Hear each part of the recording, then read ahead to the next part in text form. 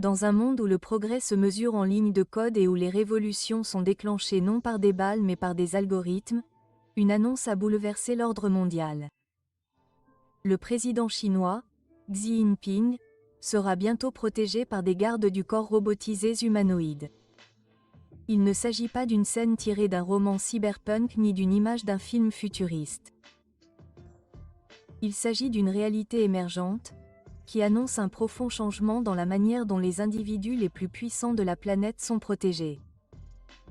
Avec cette révélation singulière, la Chine a non seulement surpris la communauté internationale, mais a également jeté un éclairage aveuglant sur l'avenir de la sécurité, de la souveraineté et de l'intelligence artificielle. Les implications sont stupéfiantes. Pour la première fois dans l'histoire, un dirigeant mondial sera entouré non seulement d'agents humains d'élite formés aux méthodes de protection traditionnelles, mais aussi de machines autonomes alimentées par l'IA, conçues pour la vigilance, la rapidité et la précision. Cette évolution souligne l'ambition de la Chine de dominer la frontière technologique et, plus importante encore, de redéfinir les paradigmes du pouvoir d'État et de la défense. Ce qui n'était au départ que de vagues rumeurs parmi les initiés a dégénéré en une avalanche de questions. À quoi ressembleront ces robots protecteurs? Seront-ils armés? Sont-ils capables de prendre des décisions de vie ou de mort de manière autonome? Pourraient-ils théoriquement outrepasser les ordres humains? Si les détails officiels restent rares, enveloppés du secret qui sied aux infrastructures de sécurité étatiques, les experts désignent des entreprises chinoises de robotique de premier plan, telles que Munitry et Engine, comme les architectes probables de ce projet sans précédent. Ces entreprises ont déjà fait la une des journaux internationaux avec leurs robots humanoïdes révolutionnaires, capables de tout, des patrouilles de rue et de surveillance aux performances de danse complexes et aux interactions émotionnelles.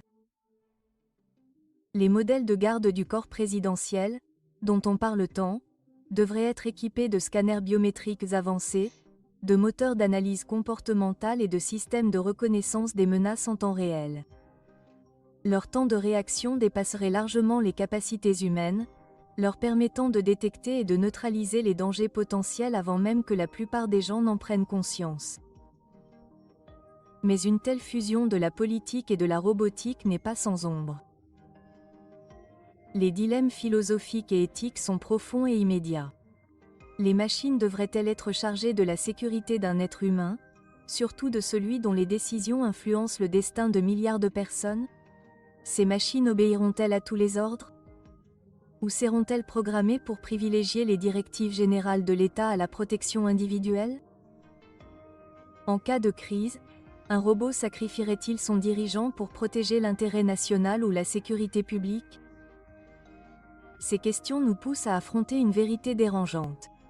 À mesure que les machines gagnent en intelligence, les limites de leur pouvoir s'obscurcissent au-delà de l'entourage de Xi Jinping. Cette initiative audacieuse n'est qu'une manifestation des efforts considérables déployés par la Chine pour intégrer la robotique à tous les aspects de la société. Des agents de patrouille robotisés patrouillent déjà les rues chinoises. Impossible à distinguer des humains à distance. Équipés d'un formidable arsenal de caméras, de capteurs et de processeurs, ces machines bipèdes se promènent parmi les civils, collectant silencieusement des données, analysant les expressions faciales, scrutant les comportements criminels et transmettant les informations en temps réel à des bases de données centrales. Contrairement aux agents humains, elles ne se fatiguent pas, ne vacillent pas et n'oublient rien. Leur logique froide promet l'efficacité, mais menace l'empathie, souvent le dernier rempart entre la justice et la tyrannie. Cette dualité se reflète dans l'écosystème robotique chinois au sens large. Si certaines machines sont conçues pour les opérations militaires et la surveillance, d'autres sont conçues pour être agréables, voire attachantes. Prenons l'exemple du robot humanoïde PM01 d'Engine, une merveille d'ingénierie mécanique dotée de 24 degrés de liberté, lui permettant d'exécuter des chorégraphies fluides et réalistes. Il peut interagir avec les humains, s'adapter au rythme et même imiter les réactions émotionnelles. Il y a aussi les robots Unitree G1 et H1, qui ont exécuté des danses traditionnelles chinoises lors des célébrations nationales et sont devenus des phénomènes du jour au lendemain. Ces machines ne sont pas des soldats. Ce sont des artistes, des enseignants, des compagnons potentiels. Elles révèlent une facette plus douce de la révolution robotique, qui cherche à normaliser et à humaniser la présence des machines dans la vie quotidienne. Pourtant, derrière le spectacle des robots danseurs se cache un calcul stratégique. Ces performances publiques ne sont pas de simples démonstrations de prouesses techniques. Ce sont des campagnes soigneusement organisées pour favoriser l'acceptation des robots humanoïdes par le public. En introduisant des machines dans des domaines familiers et culturellement résonnants, comme la danse, l'éducation ou le service client, la Chine prépare la société à un avenir où l'IA sera non seulement présente, mais essentielle. La frontière entre nouveauté et nécessité s'efface méthodiquement. Le déploiement en Chine de chiens robotisés, tels que le Go 5 de Shenzhen Ocaf Technology, en est la preuve la plus flagrante. Ces machines agiles à 4 pattes sont déjà testées dans des environnements à haut risque, capables de gravir des pentes raides, de transporter de lourdes charges et de fonctionner pendant des heures. Elles sont conçues pour des missions aussi variées que les patrouilles industrielles ou la reconnaissance militaire. Équipées de capteurs thermiques, de détecteurs de gaz et d'une reconnaissance des commandes en temps réel, elles pourraient bientôt être affectées à la protection d'infrastructures critiques, voire à des scénarios sur le champ de bataille. Chaque itération les rapproche de l'autonomie complète. Dans un monde où la réactivité en temps réel et l'adaptabilité environnementale sont cruciales, des machines comme le Go 5 pourraient surpasser les soldats humains dans certaines conditions, faisant pencher la balance de la guerre moderne en faveur de l'IA. Les entreprises américaines s'engagent également dans cette voie.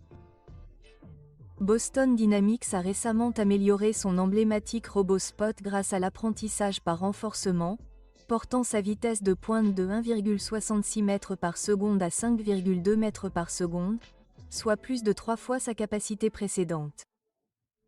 Spot peut désormais adapter dynamiquement sa posture et sa vitesse à des environnements imprévisibles, sans intervention humaine, ce qui le rend idéal pour les missions de sauvetage, les inspections et, bien sûr, les opérations de sécurité. Face à l'évolution rapide des machines, tant orientales qu'occidentales, il est évident que nous assistons non pas à une tendance technologique, mais à une course aux armements d'un nouveau genre, menée non pas avec des bombes et des balles, mais avec des puces et du code. Et puis, il y a la frontière de l'agilité et de l'acrobatie. Le modèle N2 de Neotex Robotics peut effectuer des saltos arrière, des sprints et des manœuvres dynamiques avec une précision et une vitesse autrefois considérées comme impossibles pour une machine humanoïde. Doté de 18 degrés de liberté et d'un châssis léger et hautement résilient, il peut sauter et courir à plus de 3,5 mètres par seconde, contrôlé par un système d'IA capable d'effectuer jusqu'à 40 000 milliards d'opérations par seconde. Les capacités de N2 repoussent les limites de ce que les robots peuvent physiquement accomplir, ouvrant la voie à leur utilisation dans les missions de recherche et de sauvetage, les interventions en cas de catastrophe et même l'entraînement sportif. Parallèlement, la vie domestique n'échappe pas à l'intégration robotique. Les robots domestiques humanoïdes d'Ajabot commencent à prendre en charge des tâches comme la cuisine, le ménage et la lessive avec une compétence surprenante. À mesure que ces machines gagneront en intelligence et en personnalisation, elles évolueront du statut d'appareils électroménagers vers celui d'assistants, d'apprenants, de gestionnaires de préférences utilisateurs, d'aidants aux personnes âgées, d'accompagnateurs de personnes handicapées et peut-être même de compagnons affectifs. À l'avenir, ces robots ne se contenteront peut-être pas de nettoyer votre maison. Ils pourront écouter vos problèmes, gérer votre agenda et enseigner à vos enfants. La normalisation de la présence robotique dans nos vies personnelles et politiques n'est plus une théorie. Elle se produit sous nos yeux. Le fait que le président chinois, l'une des personnalités les plus puissantes du monde, soit bientôt protégé par des machines intelligentes ne fait qu'accélérer cette transition. Cela envoie un message fort non seulement sur la suprématie technologique de la Chine, mais aussi sur les conséquences géopolitiques du développement de l'IA. Dans un avenir très proche, les guerres pourraient ne pas être gagnées par des armées plus puissantes, mais par des machines plus intelligentes. Les alliances pourraient être façonnées non par l'idéologie, mais par l'accès à des algorithmes supérieurs, et la sécurité pourrait ne plus être une question de main-d'œuvre, mais de puissance des machines. Le monde est au bord du précipice d'une nouvelle ère, définie par la robotique, l'automatisation et l'intelligence artificielle qui non seulement soutiennent l'activité humaine, mais pourraient bientôt la remplacer. Les gardes du corps robotisé du président chinois ne constituent pas seulement une avancée audacieuse. Ils symbolisent une civilisation qui s'apprête à confier son avenir à ses créations. Reste à savoir si cela mènera à un âge d'or de paix, de productivité et de progrès, ou à une ère de surveillance, de contrôle et de risques existentiels. Mais une chose est sûre, l'ère du seul protecteur humain est révolue. Les machines sont arrivées et elles sont là pour surveiller, observer, divertir et peut-être un jour décider.